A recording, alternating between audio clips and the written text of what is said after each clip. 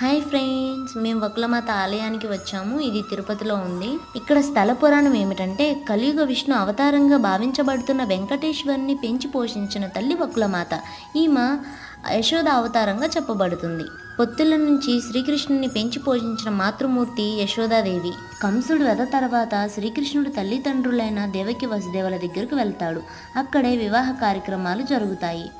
చిన్నప్పటి నుంచి పెంచి పెద్ద చేసినా కానీ శ్రీకృష్ణుడికి వివాహం చేసి సంతోషించే భాగ్యం నోచుకోలేదని యశోదామాత బాధపడుతుంది.